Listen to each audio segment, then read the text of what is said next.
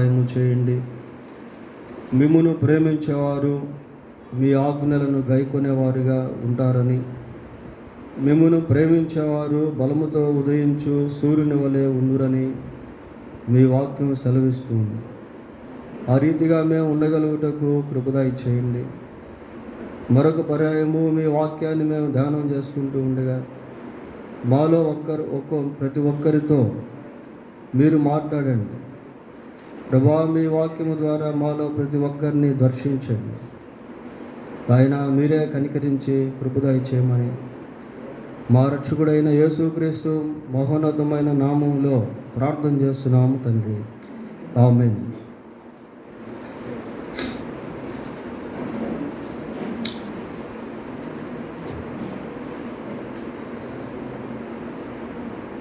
లేదా దేవుని వాక్యం నుండి కొన్ని విషయాలు మనం ధ్యానం చేద్దాం. Nowadays we have a new trend in different places, in different areas, in different businesses. ఈ రోజుల్లో మనం ఒక ప్రత్యేకమైనటువంటి ట్రెండ్ అనేది చూస్తూ ఉన్నాం. ఈ ట్రెండ్ అనేది ఏంటి అని అంటే ప్యాకేజ్ సిస్టమ్.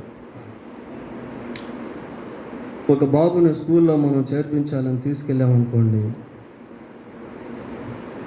కొన్ని కార్పొరేటెడ్ స్కూల్స్లో ఈ ప్యాకేజ్ సిస్టమ్ అనేటువంటిది దాని గురించి చెప్తారు. మరి అడ్మిషన్ అంటే ఒక ప్యాకేజ్ సిస్టంలో ఒక 1 lakh అని 70,000 అని 80,000 అని సర్టన్ అమౌంట్ ఫిక్స్ చేసి అందులో అడ్మిషన్ అని, బుక్స్ అని, యూనిఫామ్ అని, వ్యాన్ ఫీజులని, తర్వాత ఇంకా ఎడ్యుకేషన్కి సంబంధించిన భాగాలు వాటన్నిటిని గురించి దాంట్లో పెట్టి ఒక ప్యాకేజ్ సిస్టమ్ లాగా ఎడ్యుకేషన్ ఫీల్డ్లో మనం చూస్తూ ఉన్నాం ప్రియులారా. అదే రీతిగా కొన్ని ఏరియాస్లో పెద్ద పెద్ద హాస్పిటల్స్లో కూడా ఈ ప్యాకేజ్ సిస్టమ్ అనేటువంటిది ఈ రోజుల్లో ఒక ట్రెండ్గా మారింది. ఒక ఏదైనా వైద్యం కోసం వెళ్తే ఒక 50,000 60,000 వేసి దాంట్లో వాళ్ళు ఏమేమి ఇస్తారు అనేటువంటి దాని గురించి చెప్తారు. మరి కన్సల్టేషన్ ఫీజు అని, ఆపరేషన్ ఖర్చు అని, దాంట్లోనే మెడిసిన్ అని, దాంట్లోనే రూమ్ రెంట్ అని, ఇట్లా అడ్మిట్ అయ్యి డిశ్చార్జ్ అయ్యేంత వరకు ఆ మధ్యలో వాళ్ళ యొక్క సదుపాయాలు, వాళ్ళ యొక్క ఏర్పాట్లు ఇవన్నీ కూడా ప్యాకేజ్ సిస్టమ్ లాగా పెట్టి ఒక 1 lakh అని 2 lakh అని మొత్తం కలిపి బిల్లు వేయడం అనేది మనం చూస్తూ ఉన్నాం. అలాగనే టూరిజం డిపార్ట్మెంట్కి మనం వెళ్తే అక్కడ కూడా ఒక ప్యాకేజ్ సిస్టమ్ అనేటువంటిది ఉంటుంది. For example, if you want to visit జెరూసలేంకి మనం వెళ్ళాలనుకోండి, దానికి సర్టెన్ అమౌంట్ పే చేయాలి. ఒక 60,000 1 lakh పే చేయాలి. ఆ 1 lakhలో వాళ్ళు ఏం చేస్తారంటే డ్యూరేషన్ పెడతారు.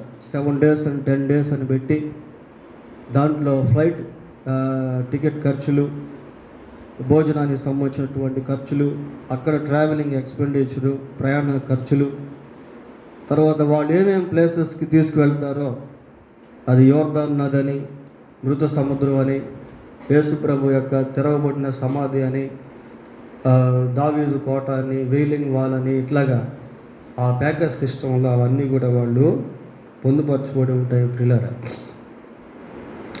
కాబట్టి ఈ ప్యాకేజ్ సిస్టమ్ అనేటువంటిది రోజుల్లో ఒక న్యూ ట్రెండ్, ఒక నూతన విధానంగా పరిగణించబడతా ఉంది. అయితే దేవునికి కూడా ఒక ప్యాకేజ్ సిస్టమ్ అనేటువంటిది ఉంది. In God's package system there are numerous features. దేవుని యొక్క ఈ ప్యాకేజ్ సిస్టంలో వివిధ రకాల ఫెసిలిటీస్ దేవుడు ఏర్పాటు చేశాడు. అన్లిమిటెడ్ ఫీచర్స్, అపరిమితమైనటువంటి blessings, abundant joy and peace, సమృద్ధికరమైనటువంటి సమాధానము, ఇవన్నీ కూడా దేవుని యొక్క ప్యాకేజ్ సిస్టంలో ఉన్నాయి ప్రియులారా. దేవుని యొక్క ప్యాకేజ్ సిస్టంలో దెర్ ఆర్ అన్కౌంటబుల్ ఫీచర్స్, అపరిమితమైనటువంటి విశేషాలు అనేవి ఉన్నాయి. ఈ లోకంలో కనిపించేటువంటి ఈ విధానంలో కొన్ని మాత్రమే ఉంటాయి.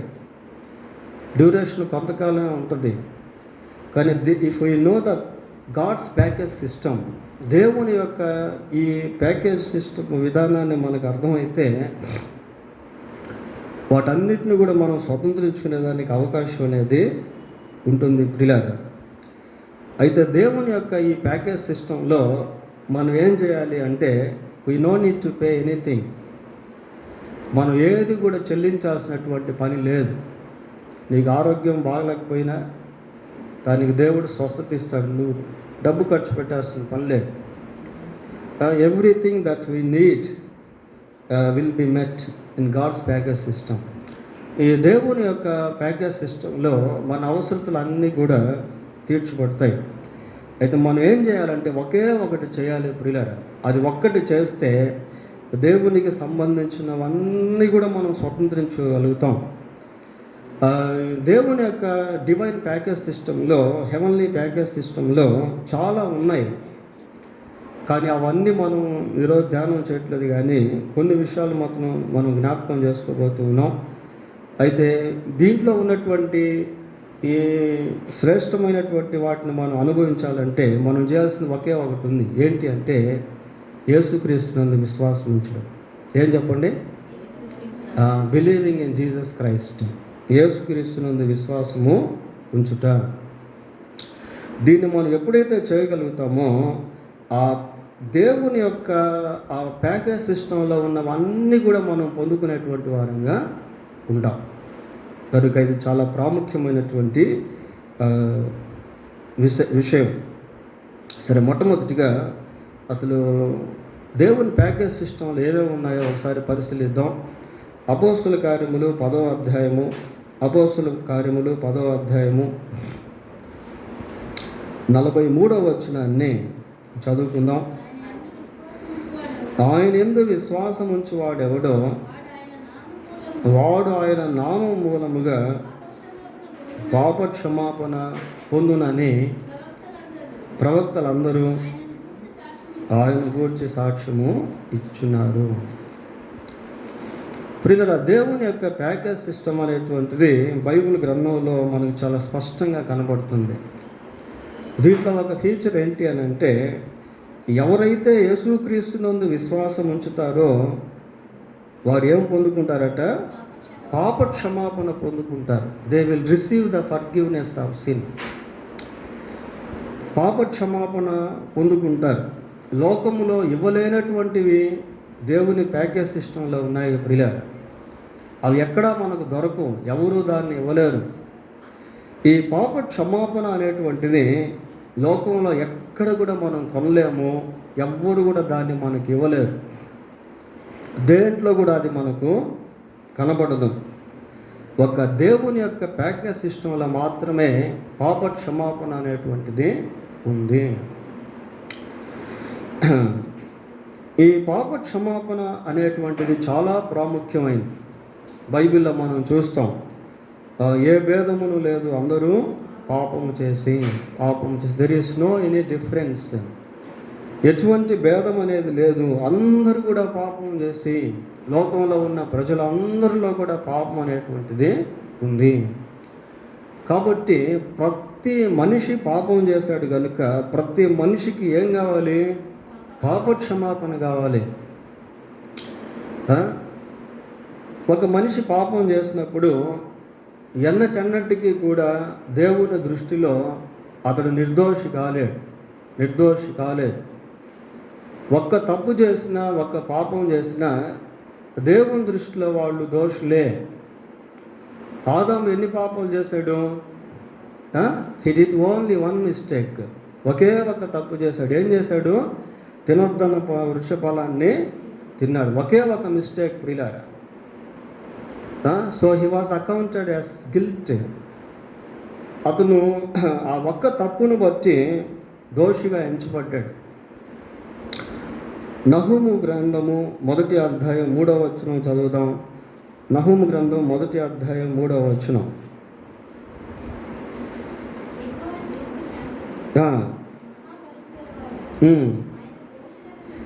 దోషులను నిర్దోషులుగా ఎంచడు, దోషులను నిర్దోషులుగా ఎంచడు. కాబట్టి ఒక్క తప్పు చేసినా 100 తప్పులు చేసినా దేవుని దృష్టిలో దోషులే. దోషులుగా ఉన్నటువంటి వారు ఎప్పటికీ దోషులే. దేవుడు దోషిని నిర్దోషిగా ఎంచడు. అయితే కొలస్సీలకు రాసిన పత్రిక 1వ అధ్యాయం 22వ వచనం చూద్దాం. 1వ అధ్యాయము, తన సన్నిధిని పరిశుద్ధులుగాను నిర్దోషులుగాను నిరపరాధులుగాను నిలువబెట్టుటకు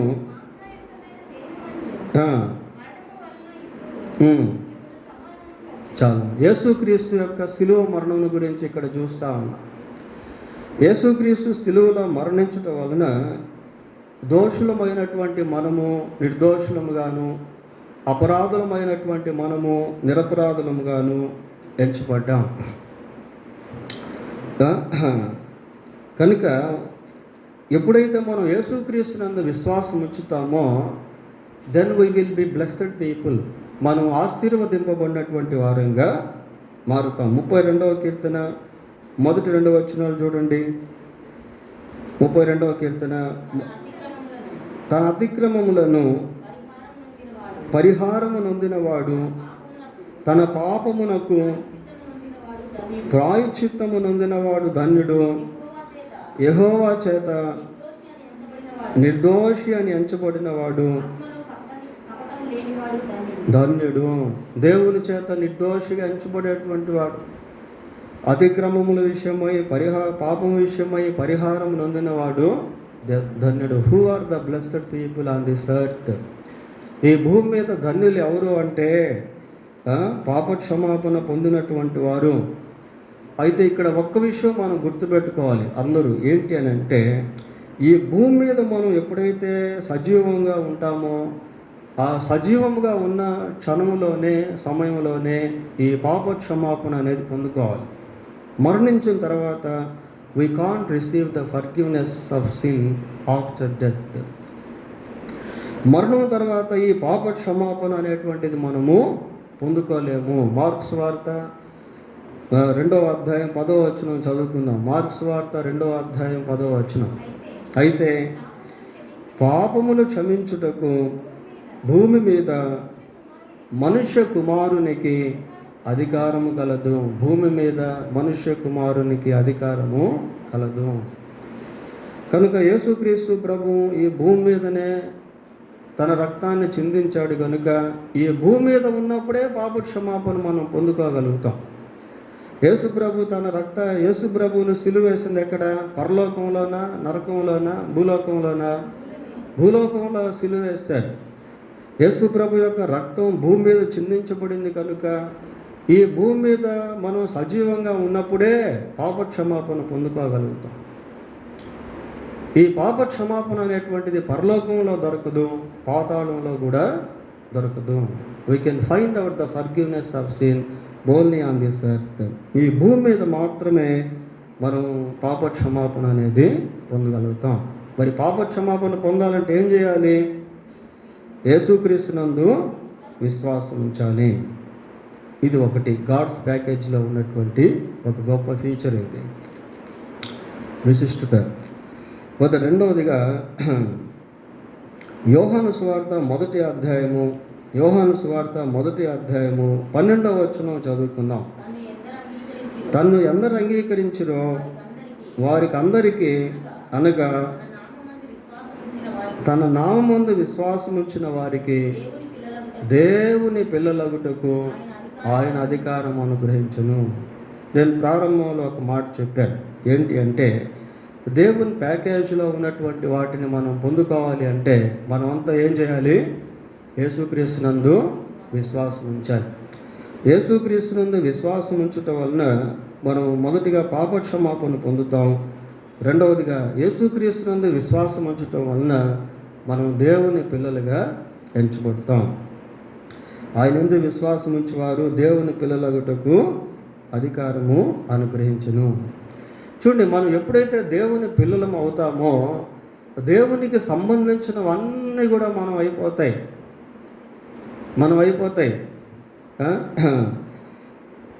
దేవుని పిల్లలుగా మనం మారటం వలన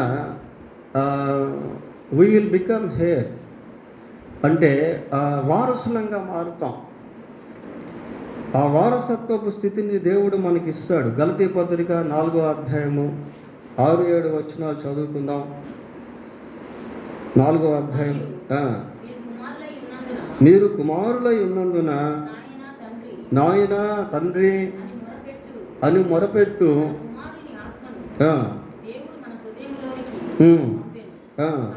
కాబట్టి నీవు ఇక దాసుడవు కావు, కుమారుడవైతే వారసుడవు. ఈ వారసుడు అనేటువంటి పేరు సహజంగా మనం ఎప్పుడు వాడతాం? వారసత్వం గురించి ఎప్పుడు మనం మాట్లాడతాము అంటే, ఒక మంచి రిచెస్ట్ పర్సన్ అనుకోండి, బాగా ధనవంతుడు. ఆ ధనవంతుని ఇంట్లో అతనికి ఒక కుమారుడు ఉన్నాడు అనుకోండి. ఆ ధనవంతుడు సంపాదించింది అంతా కూడా ఎవరికి వస్తుంది? కుమారుడికి వస్తుంది. అది వారసుడు కాబట్టి. కనుక మనం ఎప్పుడైతే యేసుక్రీస్తునందు విశ్వాసం ఉంచామో దేవునికి సంబంధించినవన్నీ కూడా మనం అయిపోయినాయి. లూకాసు వార్త 15వ అధ్యాయము 31వ వచనం చదువుతాం. అందుకతడు, కుమారుడా, నీవెల్లప్పుడూ నాతో కూడా ఉన్నావు, నావన్నీయు నీవి. నాకేవైతే ఉన్నాయో అవన్నీ కూడా నీవే. నా దగ్గర ఉన్నటువంటి ధనము, బంగారము, ఆస్తులు, అంతస్తులు, దాసులు అన్నీ కూడా నీవే. Everything that I have, everything that belongs to me, నావన్నీ కూడా నీవే అన్నాడు. ఎప్పుడు అన్నాడంటే అతను కుమారుడు కనుక, ఈయన అతనికి తండ్రి కనుక. చూడండి, మనం ఎప్పుడైతే యేసుక్రీస్తునందు విశ్వాసం ఉంచుతామో దేవునితో మనకు ఒక రిలేషన్షిప్ అనేది ఏర్పడుతుంది. ఈ రిలేషన్షిప్ ఏంటి అంటే తండ్రి పిల్లలుగా రిలేషన్షిప్ ఏర్పడుతుంది. తండ్రికి కుమారులుగా, కుమార్తెలుగా ఆ యొక్క బాంధవ్యం అనేటువంటిది ఏర్పడుతుంది.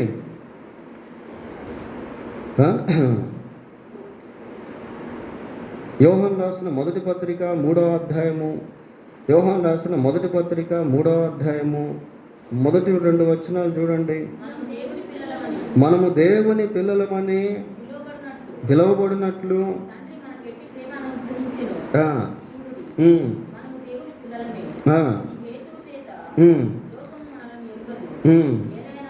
ఏలైనగా ప్రియులారా, ఇప్పుడు మనం దేవుని పిల్లలమై ఉన్నాము.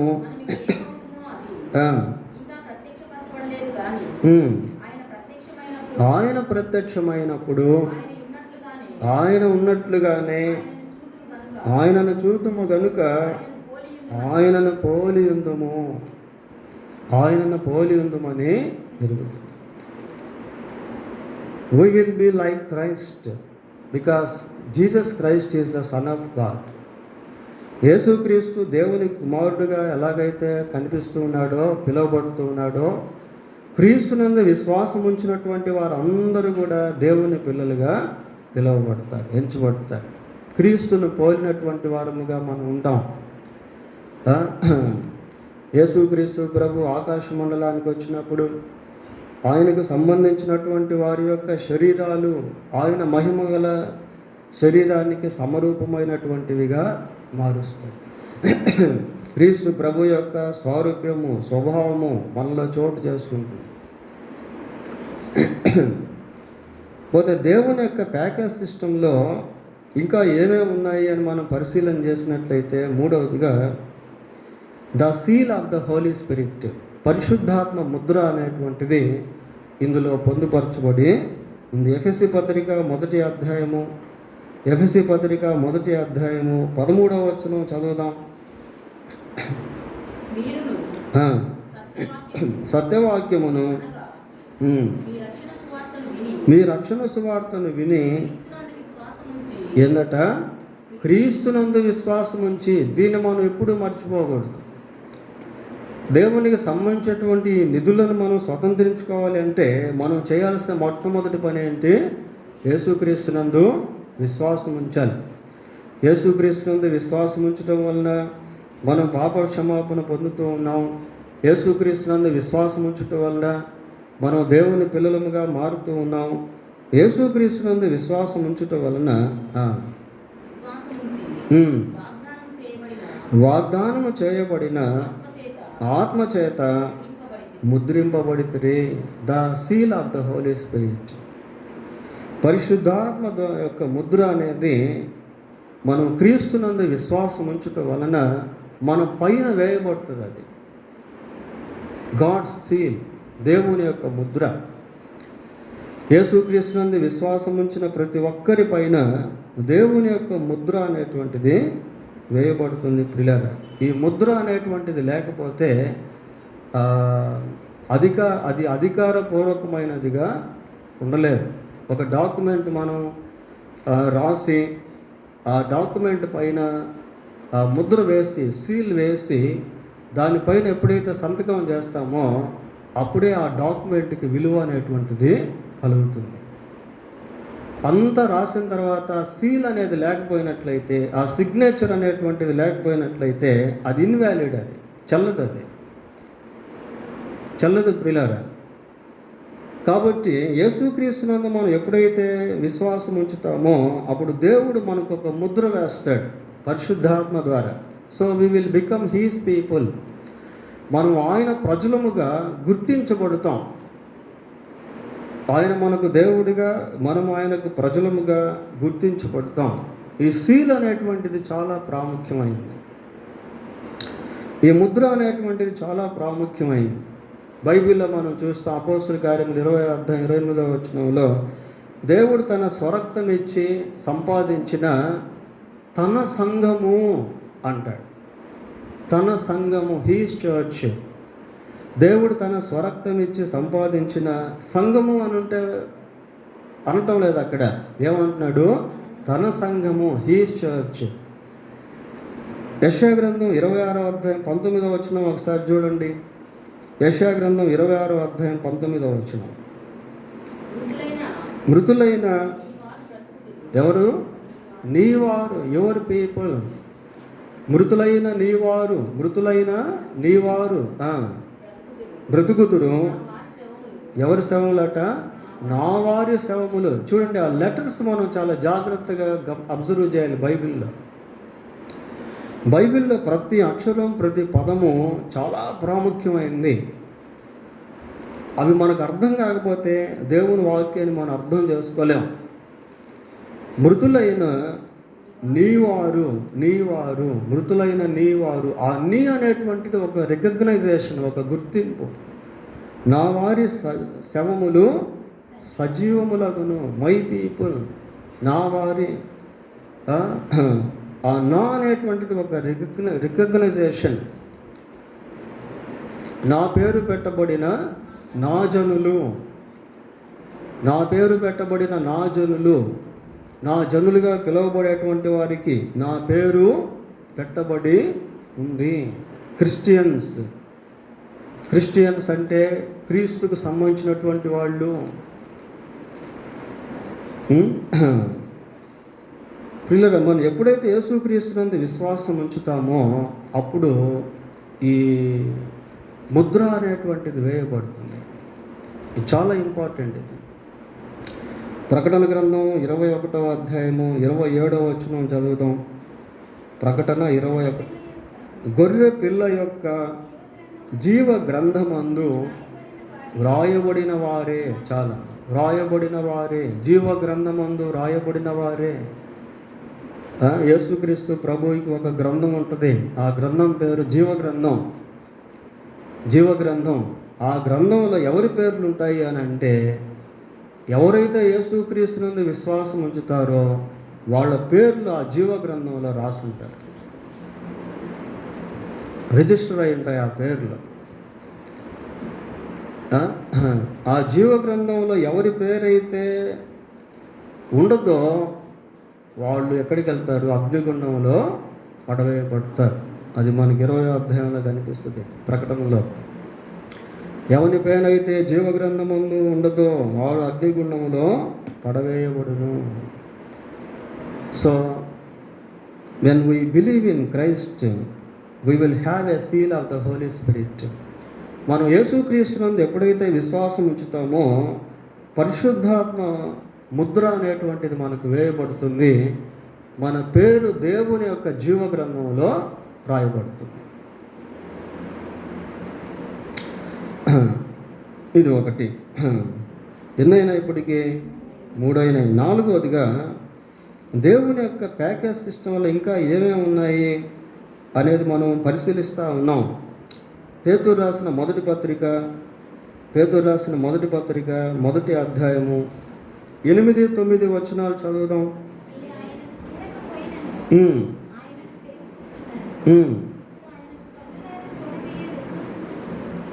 విశ్వసించుచు మీ విశ్వాసమునకు ఫలమును అనగా ఆత్మరక్షణను పొందుచు. దేనికి ఫలముగా అట? విశ్వాసమునకు ఫలముగా. యేసుక్రీస్తునందు విశ్వాసం ఉంచుట వలన కలిగే మరొక ఫలము ఏంటి? మరొక ఆశీర్వాదం ఏంటి అని అంటే ఆత్మరక్షణ. ఇప్పుడు మనం చెప్పుకుంటున్నటువంటి ఈ ఫీచర్స్ ఏ ప్యాకేజ్ సిస్టంలో లోకంలో మనకు కనబడదు. ఒక దేవుని యొక్క హెవెన్లీ ప్యాకేజ్ సిస్టమ్, ఆ డివైన్ ప్యాకేజ్ సిస్టమ్, ఆయన యొక్క విధానాల్లోనే వీటన్నిటిని కూడా మనము కనుగొనగలుగుతాం. ఆత్మరక్షణ పొందాలంటే ఏం చేయాలట? విశ్వాసం ఉంచాలి. ఎవరి యందు? యేసుక్రీస్తునందు విశ్వాసం ఉంచాలి. యేసుక్రీస్తునందు విశ్వాసం ఉంచటం వలన ఆత్మరక్షణ అనేటువంటి ఫలాన్ని మనము పొందుకుంటాం. ఈ ఆత్మరక్షణ అనేటువంటిది చాలా ప్రాముఖ్యమైనది ప్రియులారా.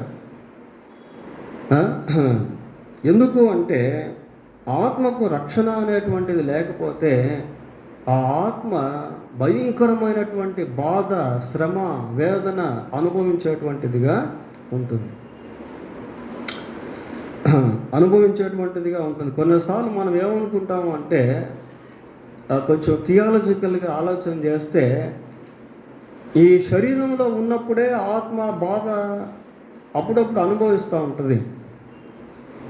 మనం ఏమనుకుంటాం, ఈ ఆత్మ శరీరం నుంచి వదిలి పాతాళానికి వెళ్ళిపోయిన తర్వాత అక్కడ బాధ అనుభవిస్తూ ఉంటుంది, అక్కడ శ్రమ అవన్నీ కూడా 100% true. In the same time the spirit that we have in us, మనలో ఉన్నటువంటి ఆత్మ శరీరంలో ఉన్నప్పుడే కొన్ని సమయాల్లో బాధ అనుభవిస్తూ ఉంటుంది. చూడు, సామెతల గ్రంథం 18వ అధ్యాయము 14వ వచనం చదువుదాం. 18-14 సామెతల గ్రంథం. నరుని ఆత్మ వాని వ్యాధిని నోడ్చును. నరుని ఆత్మ వాని వ్యాధి నోడ్చును. ఆ వ్యాధి యొక్క బాధ ఆత్మ అనుభవిస్తూ ఉంటుంది. 15వ అధ్యాయం 13వ వచనం కూడా చదవండి. సామెతల గ్రంథం 15:13. సంతోష హృదయము ముఖమునకు తేటనిచ్చును, మనోదుఃఖము వలన ఆత్మ నలిగిపోవును. మనోదుఃఖము వలన మనసులో కలిగేటువంటి దుఃఖము, వేదన, దీనివలన ఆత్మ ఏమైపోతుందట? నలిగిపోతూ ఉంటుందట ప్రియులారా. ఇది ఒక వంతు అయితే, ఆత్మ శరీరంలోంచి బయటకు వచ్చిన తర్వాత యేసుక్రీస్తునందు విశ్వాసం ఉంచకుండా ఎవరైతే చనిపోతారో వాళ్ళ ఆత్మలన్నీ కూడా పాతాళానికి వెళ్ళిపోతాయి. పాతాళం అనేటువంటిది it is the place of punishment. అది శిక్షాస్థలం. శిక్షాస్థలం ప్రియులారా. ఒకవేళ దొంగలు పట్టబడక పోలీసుల చేత శిక్షింపబడకపోయినప్పటికీ వాళ్ళు చేసినటువంటి పాపమే వాళ్ళని పట్టుకొని, ఆ పట్టుకున్నటువంటి పాపమును బట్టి అతనిలో ఉన్నటువంటి ఆత్మ పాతాళంలో శిక్షింపబడుతూ ఉంటుంది. రోమాపత్రిక 2వ అధ్యాయం 8వ వచనం చూడండి. రోమాపత్రిక 2వ అధ్యాయం 8. అయితే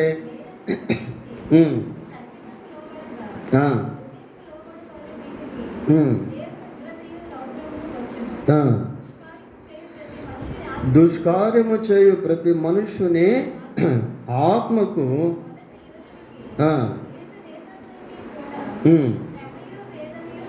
శ్రమయు వేదనయు కలుగును. దుష్కార్యము చేయు ప్రతి మనుష్యుని ఆత్మకు, వాళ్ళు యూదులైనా ఇంకెవరైనా సరే, even though they are Christians, పాపక్షమాపణ పొందని క్రైస్తవులు, పాపక్షమాపణ పొందని యూదులు, పాపక్షమాపణ పొందని whoever they may be, వారు ఎవరైనప్పటికీ కూడా వారి ఆత్మకు ఏం కలుగుతుందట? శ్రమయు వేదనయు కలుగును. శ్రమ, వేదన. ప్రకటన గ్రంథం 21వ అధ్యాయం 8వ వచనం చదువుదాం.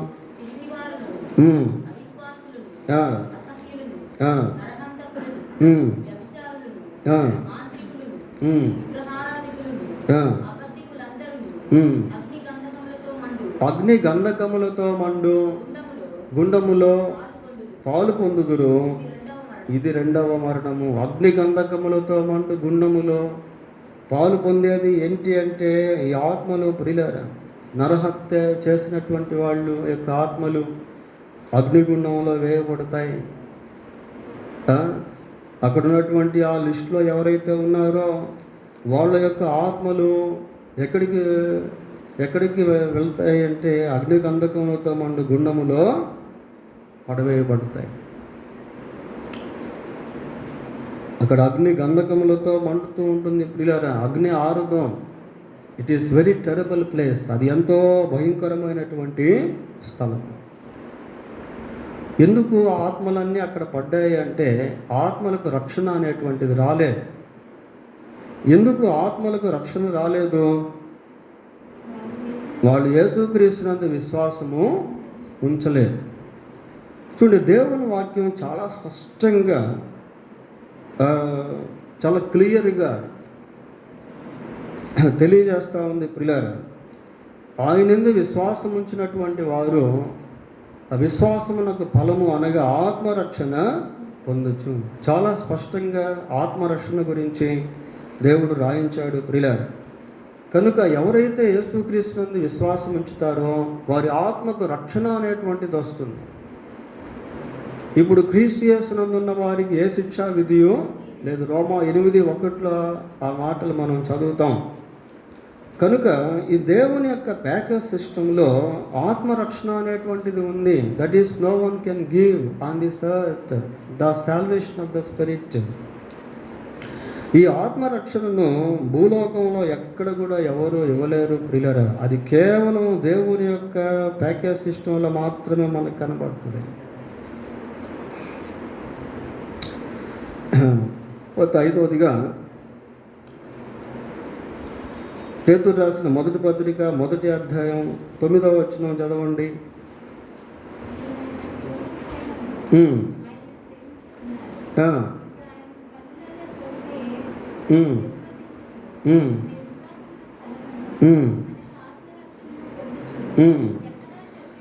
చెప్పనా శక్యమును మహిమాయుక్తమునైన సంతోషము గలవారే ఆనందించుచున్నారు. చెప్పన శక్యము కానీ మహిమాయుక్తమైన సంతోషమట ప్రియులారా. చెప్పన శక్యం అంటే ఇన్ఎక్స్ప్రెసిబుల్. దాన్ని మనం ఎక్స్ప్రెస్ చేయలేం ఆ సంతోషాన్ని. అమితమైనటువంటి సంతోషం. చెప్పన శక్యము కానీ మహిమాయుక్తమైన సంతోషము. మహిమాయుక్తమైన సంతోషం అంటే ఇది పరసంబంధమైనటువంటి సంతోషము. We can't express this kind of Joy are happiness. ఇటువంటి సంతోషాన్ని మనం నోటి మాటలతో చెప్పలేము, దాన్ని వర్ణించలేము. అది అనుభవించేటువంటి వారికి మాత్రమే అర్థమవుతుంది ప్రియులారా. ఇందాక మనం బైబిల్ రీడింగ్లో 16వ కీర్తన చదివాం. 16వ కీర్తన 11వ వచనంలో నీ సన్నిధిని సంపూర్ణ సంతోషము కలదు. సంపూర్ణ సంతోషం, 100% 100% సంపూర్ణ సంతోషం. ఎక్కడ కూడా లోటుపాటు లేనటువంటిది, కొరత లేనటువంటిది సంపూర్ణ సంతోషం ఎక్కడుందట?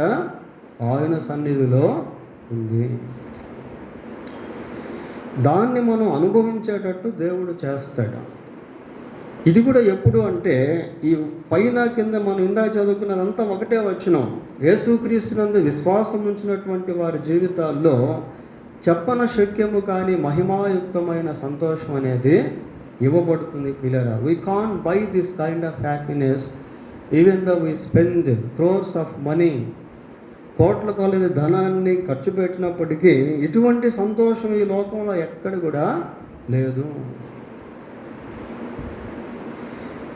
ప్రకటన గ్రంథం 21వ అధ్యాయము 4వ వచనం చదువుదాం. ఆయన వారి కన్నుల ప్రతి బాష్ప బిందువును తుడిచివేయును, మరణము ఇక ఉండదు, దుఃఖమైనను ఏడుపైనను వేదనైనను ఇక ఉండదు. చూడండి ఏమేమి ఉండవు అనేది ఇక్కడ మనం చూస్తాము. ఆయన వారి కన్నుల ప్రతి బాష్ప బిందువును తుడిచివేయును, మరణము ఇక ఉండదు, దుఃఖమైనను ఏడుపైనను వేదనైనను ఇక ఉండవు. ఇందాక మనం వేదన గురించి చూసాం, శ్రమను గురించి చూసాం, ఆత్మ నలిగిపోవటం అనే దాని గురించి చూసాం. అయితే ఈ భాగంలోకి వచ్చేసరికి ఎలాగుంది అంటే చెప్పన శక్యము కాని మహిమాయుక్తమైన సంతోషం, సంపూర్ణ సంతోషము. ప్రతి బాష్ప బిందువును తుడిచివేయును, మరణము ఇక ఉండదు, దుఃఖమైనను ఏడుపైనను వేదనైనను ఇక ఉండవు. ఇక ఎటువంటి బాధ, ఎటువంటి వేదన, ఎటువంటి దుఃఖము ఉండవు ప్రియులారా. ఇవి దేవుని యొక్క ప్యాకేజ్ సిస్టంలో ఉన్నాయి. దీని గురించి మనకు తెలియకపోవటం వలన, దీన్ని మనం పొందుకోకపోవటం వలన మన జీవితంలో వీటిని అనుభవించలేకపోతున్నాం. మనం if you open the God's package system or divine system, దేవుని యొక్క పరలోక సంబంధమైనటువంటి ఆ నిధిని మనం ఓపెన్ చేస్తే, తెరిస్తే దాంట్లో ఇవన్నీ కూడా దాగి ఉన్నాయి ప్రియులారా. ఇవన్నీ కూడా దేవుడు ఏర్పాటు చేశాడు. అయితే వీటన్నిటిని మనము యేసుక్రీస్తు నందు విశ్వాసం ఉంచటం వలన పొందుకునేటువంటి వారంగా ఉంటాం. పోతే ఆరోదిగా ఇంకా దేవుని యొక్క ప్యాకేజ్ సిస్టంలో ఏముందంటే అందరూ వినండి జాగ్రత్తగా. 1000 years administration of Jesus Christ, యేసుక్రీస్తు యొక్క 1000 సంవత్సరాల పరిపాలన అనేది కూడా ఈ ప్యాకేజ్ సిస్టంలో దేవుడు పెట్టాడు. చూడండి, విశ్వాస యొక్క జీవితం చాలా శ్రేష్టమైనది, చాలా అమోఘమైనది, అంతులేని ఆనందానికి సంబంధించింది. అది అపరిమితమైనటువంటి సంతోషానికి సంబంధించింది. యేసుక్రీస్తు యొక్క 1000 సంవత్సరాల పరిపాలన ఈ భూమి మీద జరగబోతుంది. ఈ 1000 సంవత్సరాల పరిపాలనలో క్రీస్తునందు విశ్వాసం ఉంచినటువంటి వారు అందరూ కూడా ఉంటారు. అన్ప్రెసిడెంట్ ఈవెంట్స్, ఎప్పుడు కనీవిని ఎరగనటువంటి సంఘటనలు ఆ 1000 సంవత్సరాల పరిపాలనలో మనం చూసేటువంటి వారంగా ఉంటాం ప్రియులారా. ఈ మధ్యకాలంలో ఎత్తబడుట, సంఘం ఎత్తబడుట అనే అంశాన్ని మనం పరిశీలించాం. యేసు ప్రభు ఆకాశ మండలానికి వచ్చినప్పుడు సంఘం ఎత్తబడుతుంది. ఎత్తబడినటువంటి సంఘం పరలోకానికి వెళ్తుంది. ఆ తర్వాత 7 సంవత్సరాల శ్రమల కాలపు ముగింపులో దేవుడు తన సంఘాన్ని తీసుకొని మళ్ళీ భూమి మీదకి వస్తాడు. చూడండి, ప్రకటన గ్రంథం 19వ అధ్యాయము 14వ వచనం చదువుదాం. పరలోకమందున్న సేనలు శుభ్రమైన తెల్లని నారబట్టలు ధరించుకొని తెల్లని గుర్రములెక్కి ఆయనను వెంబడించుచుండిరి. పరలోకమందున్న సేనలు శుభ్రమైన తెల్లని నారబట్టలు ధరించుకొని, ఈ తెల్లని నారబట్టలను గురించి మనం గమనిస్తే 8వ వచనం చదవండి. 19:8. మరియు ఆమె ధరించుకొనుటకు ప్రకాశములను నిర్మలములను అయిన సన్నపు నారబట్టలు ఆమెకి ఇవ్వబడెను. కనుక ఈ 2 వచనాలను బట్టి మనం గమనించినప్పుడు యేసుక్రీస్తు భూలోకానికి వచ్చేటువంటి ఆ సమయంలో సేనలు అనేటువంటి దాంట్లో పరిశుద్ధ సంఘము కూడా ఉంటుంది. పరిశుద్ధ సంఘము కూడా ఉంటుంది. దేవునితో పాటు ఆ సమయంలో ఎవరెవరు ఉంటారు అంటే పరిశుద్ధ సంఘం ఉంటుంది, పాత నిబంధన భక్తులు ఉంటారు. 7 సంవత్సరాల శ్రమల కాలంలో దేవుని కొరకు హతసాక్షులుగా మారినటువంటి ట్రిబులేషన్ సెయింట్స్, శ్రమల కాలపు పరిశుద్ధులు కూడా ఉంటారు. ఇంకా దూతలు కూడా ఉంటారు. వచ్చి అక్కడ యుద్ధం జరిగినప్పుడు యేసుక్రీస్తు ఆ యుద్ధములో మరి అబద్ధ ప్రవక్త, క్రీస్తు విరోధి, వీరిద్దరిని కూడా శిక్షించి అగ్నిగుండంలో పడేస్తాడు. ఇంకా పార్ట్ అంతా అక్కడ మనం చదువుతాం. ఇది అయిపోయిన తర్వాత ఏమవుతుందంటే 1000 సంవత్సరాల పరిపాలన అనేటువంటిది ప్రారంభించబడుతుంది. ప్రకటన గ్రంథం 20వ అధ్యాయం 6వ వచనం చూడండి. 20వ అధ్యాయం 6వ వచనం. మొదటి పునరుద్ధానములో పాలుపొందువారు ధన్యులను, పరిశుద్ధులనై ఉందురు. ఇట్టి వారి మీద లేదు, వీరు దేవునికి క్రీస్తుకును యాజకులై క్రీస్తుతో కూడా 1000 సంవత్సరములు రాజ్యము చేయుదురు. ఈ 1000 సంవత్సరాల పరిపాలనలోనే సార్వత్రిక సంఘం అనేది ఉంటుంది. ఈ 1000 సంవత్సరాల పరిపాలనలోనే ట్రిబులేషన్ సెయింట్స్ అంటే శ్రమల కాలంలో యేసుక్రీస్తునందు విశ్వాసం నుంచి హతసాక్షులుగా మారినటువంటి వారు ఈ 1000 సంవత్సరాల పరిపాలనలోకి వస్తారు. అందుకే అక్కడ మనం చూస్తాం ఏంటి అంటే ఆ పైభాగం, దేవుని వాక్యం నిమిత్తం శిరచ్ఛేదనం చేయబడిన వారు ఆత్మలను చూచి తిని వారు బ్రతికిన వారై, వారికి పునరుద్ధానం వచ్చింది. అక్కడ వీళ్ళు సంఘం కాదు, సంఘం ఎప్పుడు ఎత్తబడిపోయింది. వారు బ్రతికిన వారై 1000 సంవత్సరం క్రీస్తుతో కూడా రాజ్యము చేస్తారు. ట్రిబులేషన్ సెయింట్స్ అంటారు వాళ్ళని. శ్రమల కాలపు పరిశుద్ధులు, వాళ్ళకి పునరుద్ధానం వచ్చింది, వాళ్ళు బ్రతికారు, వాళ్ళకి శరీరాలు వచ్చాయి, వాళ్ళు కూడా ఉన్నారు. తర్వాత పాత నిబంధన భక్తులు కూడా ఈ 1000 సంవత్సరాల పరిపాలనలో ఉంటారు.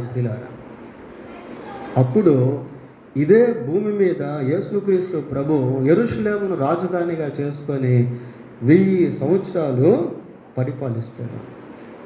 యేసు ప్రభు యొక్క 1000 సంవత్సరాల పరిపాలనలో ఎక్కడ కూడా పోలీస్ స్టేషన్స్ కానీ, దొంగలు కానీ, హత్యలు కానీ, నరహత్యలు కానీ, ఆత్మహత్యలు కానీ ఇలాంటివి ఏమి కూడా ఉండవు. అసలు సైతానే ఉండడు. త్రాగుడు కానీ అపవిత్రమైన ఏది కూడా ఉండదు. లోకంలో ఎక్కడ చూసినా కూడా దేవుని పాటలే, దేవుని మాటలే. అప్పుడే చిన్నపిల్లలు పాములతో ఆడుకునేది అప్పుడే. పులులు, సింహాలు, ఆవులు, ఎలుగుబంట్లు ఇవన్నీ కలిసి గడ్డి మేసేది అప్పుడే. అన్నీ కలిసి ఉంటాయి. 1000 సంవత్సరాల పరిపాలన చాలా అమోఘమైంది. యెషయా గ్రంథం 11వ అధ్యాయము 6వ వచనం చూద్దాం. తోడేలు గొర్రె పిల్ల యొద్ద వాసము చేయును, చిరుతపులి మేక పిల్ల యొద్ద పండు. ఎవడ చిరుతపులి మేకను చూస్తుందంటే ఏం చేస్తుంది? ఇప్పుడు మనం చూస్తున్నాం కదా, చిరుతపుళ్ళు మేక పిల్లలను చూసేందుకు ఏం చేస్తాయి? చీల్చి వేసేస్తాయి. కానీ అప్పుడు అలాగుండదు.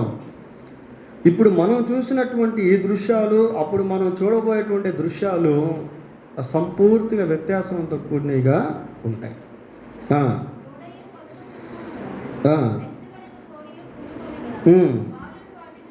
ఆ, దూడలు, సింహములు కలిసి నివాసం చేస్తూ ఉంటాయి. పిల్లలు వెళ్ళి వాటిని తోలుతూ ఉంటారు. ఏమంటే సింహమును పిల్లలు తోలగలరా ఈ రోజుల్లో మనం గమనిస్తే? కానీ ఆ రోజుల్లో అలా ఉంటుంది. ఆవులు, ఎలుగులు అంటే ఎలుగుబంట్లు ప్రియులు. ఆవులు ఎలుగులు కూడి మేయును, వాటి పిల్లలు ఒక చోటనే పండుకొనును. ఏది మేయినట్ట? ఏమో, ఎద్దు మేయునట్లు సింహము గడ్డి మేయును. ఏమండి, ఇప్పుడు మనం సింహం గురించి ఆలోచిస్తే, సింహంకి ఎంత ఆకలేసినా గడ్డి అయితే తిందు, అది మాంసాహారి. కానీ అప్పుడు ఏమి తింటుందట? గడ్డి తింటుందట ప్రియులారా. అసలు ఒకసారి ఆ దృశ్యం ఆలోచన చేయండి. మనుషుల మధ్య పులులు, సింహాలు, ఎలుగుబంట్లు తిరుగుతూ ఆలాజాలంగా ఉంటే అసలు ఆ దృశ్యం ఎలాగుంటుంది చూసేదానికి?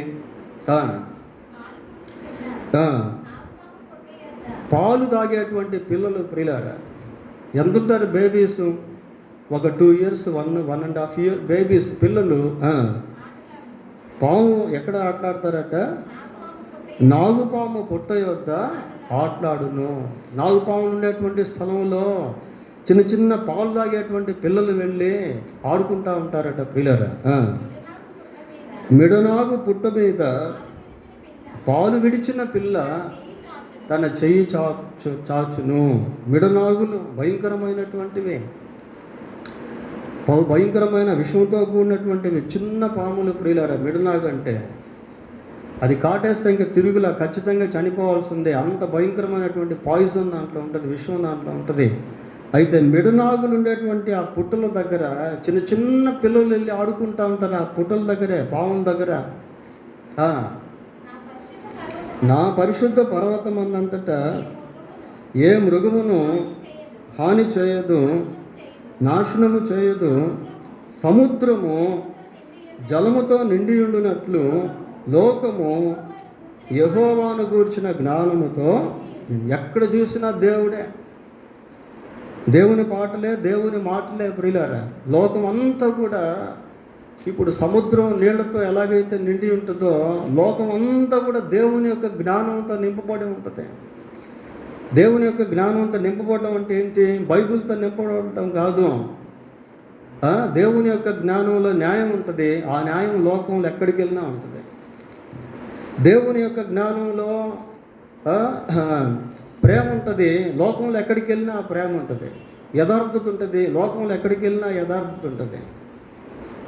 దేవుని యొక్క జ్ఞానంలో సమాధానం ఉంటుంది, నెమ్మది ఉంటుంది, ప్రశాంతత ఉంటుంది. అవి ఎక్కడికి వెళ్ళినా కూడా లోకంలో ఉంటాయి.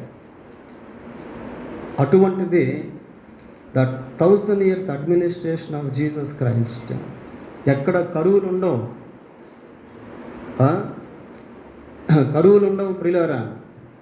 రైతులు విత్తనాలు వేసే కొద్దీ వెంటనే చెట్లు మొలిచి ఫలాలు ఇస్తూ ఉంటాయి. చూడండి, ఆమోసు గ్రంథం 9వ అధ్యాయము 13వ వచనం. ఆమోసు గ్రంథం 9వ అధ్యాయము 13వ వచనం. రాబో దినముల్లో కోయివారు దున్నువారు వెంటనే వత్తురు, విత్తనము చల్లువారు వెంటనే,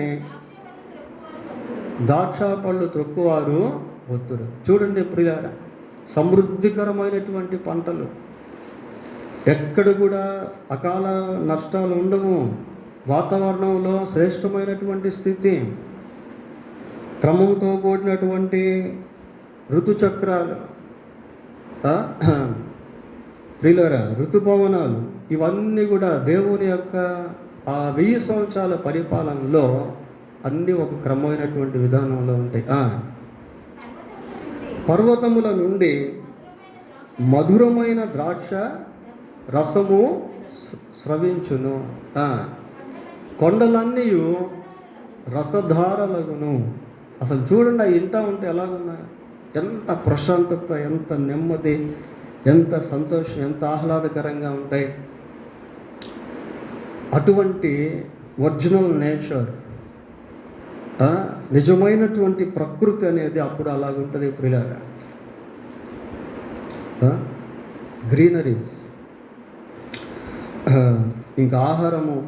అక్కడ ఇంకొక విశేషం ఏంటి అంటే, ఇటు మహిమ దేహాలు కలిగినటువంటి వాళ్ళు ఉంటారు, మర్త్య దేహాలు కలిగినటువంటి వాళ్ళు కూడా ఉంటారు. ఈ అడ్మినిస్ట్రేషన్ ఆఫ్ 1000 years అడ్మినిస్ట్రేషన్ అనేది 1000 సంవత్సరాల పరిపాలన చాలా అమోఘమైంది.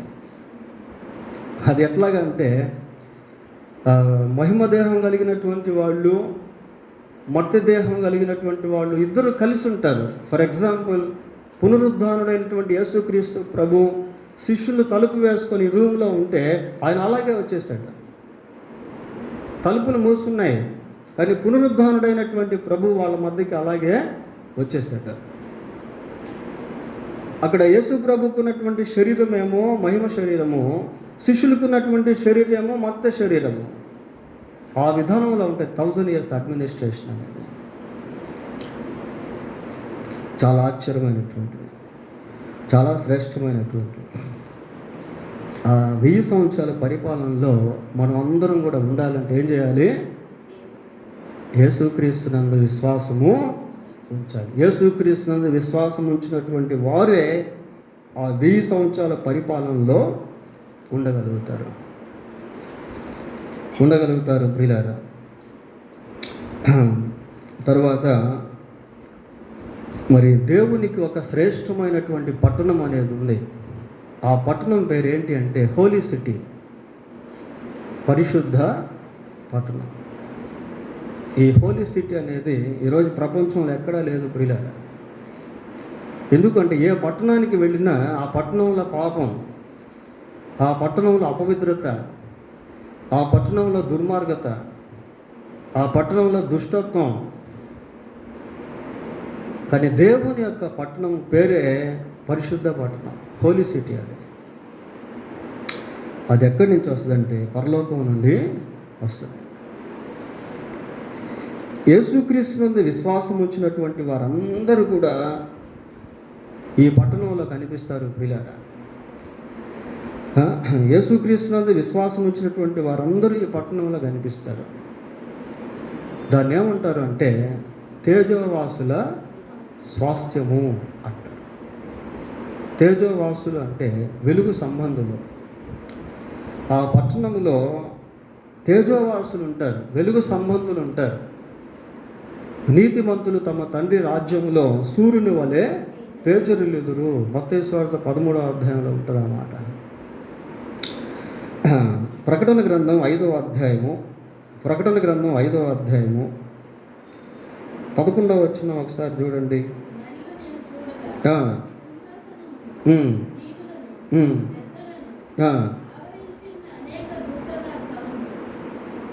అనేక దూతల స్వరం, కోటాను కోట్ల దేవదూతలు ఉంటారు ప్రియులారా. పరలోకంలో తేజోవాసులు ఉండేటువంటి స్థలం అది. కోటాను కోట్ల దేవదూతలు ఉంటారు అక్కడ. సరూపులు ఉంటారు, కెరూబులు ఉంటారు, సైనిక దూతలు ఉంటారు, మెసెంజర్స్ ఉంటారు, దేవుని సన్నిధి దూతలు ఉంటారు, కోట్ల కొలది దూతలు ఉంటారు. Heavenly host. చూడండి, అసలు ఇవన్నీ అసలు ఈ ప్యాసేజెస్ మనం బాగా గమనించినట్లయితే, ధ్యానం చేసినట్లయితే నిజంగా చాలా సంతోషం అనిపిస్తుంది ప్రియులారా. ఇంత దేవుని ప్రణాళిక దాగి ఉందా అనిపిస్తుంది. ఫస్ట్ సంఘం పరలోకానికి వెళ్తుంది అని చెప్పాను. పరలోకం నుంచి మళ్ళీ భూలోకానికి వచ్చిన తర్వాత ఈ 1000 సంవత్సరాల పరిపాలనలో సంఘం ఉంటుంది. ఆ తర్వాత ఈ పరిశుద్ధ పట్టణంలోనికి సంఘము ప్రవేశిస్తుంది ప్రియులారా. దాని గురించి చూద్దాం. ఇది పరలోకపు దృశ్యం. ఏది? కోటాను కోట్ల దేవదూతలని మనం ఇందాక చదివాం, అది పరలోకపు దృశ్యం. ఇప్పుడు పరిశుద్ధ పట్టణానికి వెళ్దాం. ప్రకటన గ్రంథం 21వ అధ్యాయము 10వ వచనం చూడండి.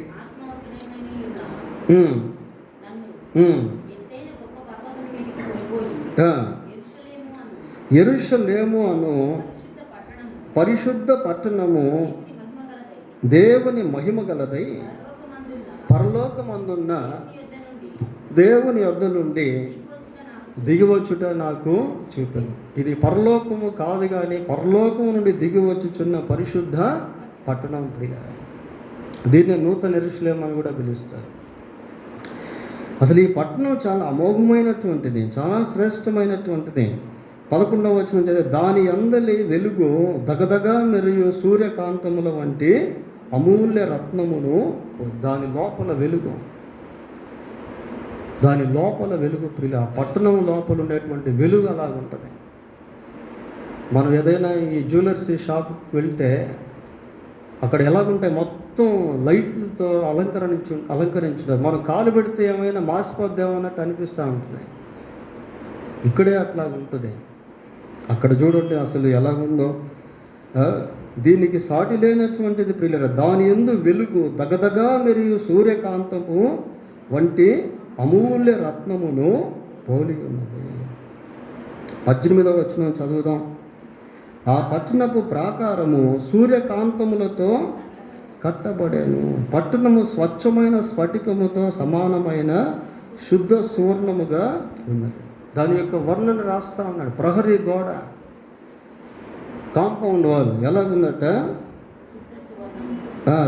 ఆ పట్టణపు ప్రాకారము సూర్యకాంతములతో కట్టబడి, చాలా అమోఘమైనటువంటి పట్టణం ప్రియులారా. ఆ పట్టణపు రాజు వీధులు బంగారుతో వేయబడి ఉంటాయి.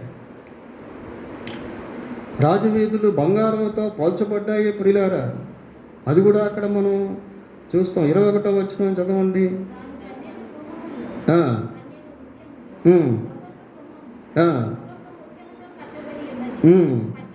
పట్టణపు రాజవీధి శుద్ధ సువర్ణమై స్వచ్ఛమైన స్ఫటికమును పోలి.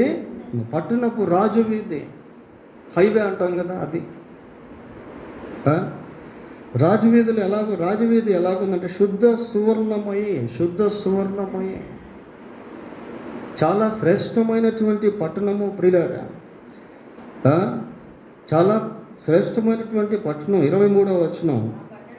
ఆ పట్టణములో ప్రకాశించుటకై సూర్యుడైనను చంద్రుడైనను దానికి అక్కర్లేదు, దేవుని మహిమయే దానిలో ప్రకాశించుచున్నది, గొర్రెపిల్లయే దానికి దీపం. అటువంటి శ్రేష్టమైన పట్టణము ప్రియ, హోలీ సిటీ. ఇది కూడా దేవుని ప్యాకేజ్లో దాగి ఉంది. ఇంకా చాలా ఉన్నాయి, చెప్పుకుంటూ వెళ్తే ఇంకా చాలా ఉన్నాయి ప్రియ. చివరిగా ఒక్క విషయాన్ని మనం చూసి ముగించేద్దాం. దేవుడు తనకు సంబంధించినవి మాత్రమే కాకుండా ఆయన కూడా మనతోనే ఉండాలని ఇష్టపడతాడు. అది ఇంకా గొప్ప విషయం ప్రియ, అది ఇంకా గొప్ప విషయం. అదొక్కటి మనం చూసి ముగించేద్దాం. ఈ రెండింటికి మధ్య ఇంకా అనేకమైన ఉన్నాయి, మనం అన్నీ ఇప్పుడు చెప్పుకోవట్లేదు. చివరి భాగం మాత్రం చూద్దాం. ప్రకటన గ్రంథం 21వ అధ్యాయము 3వ వచనం. అప్పుడు ఇదిగో దేవుని నివాసము మనుష్యులతో కూడా ఉన్నది, ఆయన వారితో కాపురముండును, వారాయన ప్రజలై ఉందురు, దేవుడు తానే వారి దేవుడై ఉండి వారికి తోడై. చూడండి ఆ మాటలు. దేవుని నివాసము మనుషులతో కూడా ఉన్నది. God lives among the people, midst of people. దేవుని నివాసం మనుషులతో కూడా ఉన్నది. ఆయన వారితో కాపురముండును, ఆయన వారితో కాపురముండును, వారాయన ప్రజలై ఉందురు, దేవుడు తానే వారి దేవుడై వారికి తోడై. ఎప్పటి వరకు అంటే ఇప్పటి వరకు అని చెప్పేదానికి లేదు ప్రియులారా. The fellowship that God has given us will be ages and ages, for ages and ages. దేవునితో ఉండే ఆ సహవాసము యుగ యుగాలు ఉంటుంది. 22:4 ఆయన దాసులు ఆయన సేవించుచు ఆయన ముఖ దర్శనము చేయుచుందురు, ఆయన నామం వారి నొసలయందును, రాత్రిక ఎన్నడూ ఉండదు, దీపకాంతి అయినను సూర్యకాంతి అయినను వారికి అక్కర్లేదు, దేవుడైన ప్రభువే వారి మీద ప్రకాశించును, వారు యుగ యుగములు రాజ్యము ఫర్ ఏజెస్ అండ్ ఏజెస్. దేవునితో మనము, మనతో దేవుడు యుగ యుగాలు ప్రియ. ఇలాంటివన్నీ దేవుడు మానవాళి కొరకు దాచి ఉంచినాడు. దాచి ఉంచిన దీవెనను, దాచి ఉంచినటువంటి ధన నిధులు ప్రియులారా, ఇవన్నీ మనం స్వతంత్రించుకోవాలంటే మనం చేయాల్సింది ఏంటి? అందరు చెప్పండి ఒకసారి. యేసుక్రీస్తునందు విశ్వాసం ఉంచుట. ఎవరైతే యేసుక్రీస్తునందు విశ్వాసం ఉంచుతారో వారే ఇవన్నీ కూడా స్వతంత్రించుకుంటారు. యేసుక్రీస్తునందు విశ్వాసం ఉంచుటయే వీటన్నిటినీ తెరిచేందుకు తాళపు చెవి. If we use such kind of key to open the God's treasure, we will be able to indulge or experience the divine treasure. ఆ విశ్వాసపు తాళపు చెవిని మనము ఉపయోగించి దేవుని యొక్క నిధులను తెరిచి వాటిని అనుభవించే వారంగా ఉండాలని దేవుడు కోరుకుంటారు. దేవుడు తన వాక్యం దీవించును గాక. ప్రార్థన.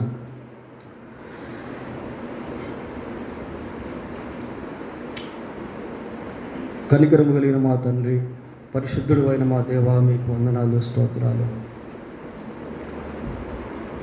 మీ యొక్క ప్యాకేజ్ సిస్టంలో ఎన్నో శ్రేష్టమైనటువంటి పరలోక సంబంధమైనవి మీ అమూల్యమైన రక్తము ద్వారా మానవునికి మీరు ఉచితముగా అనుగ్రహించారు.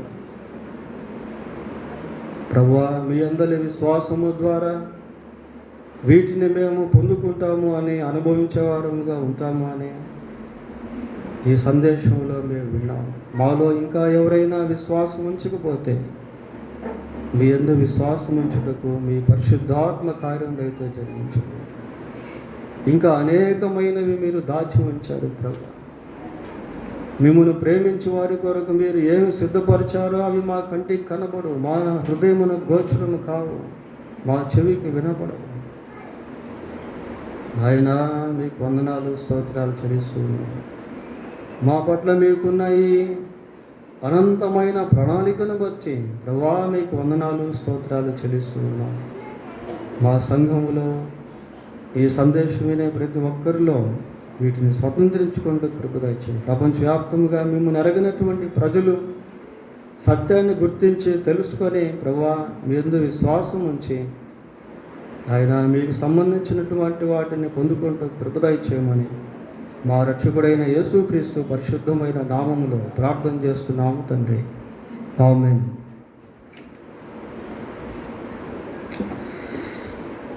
మీరందరూ లేచి నిలబడి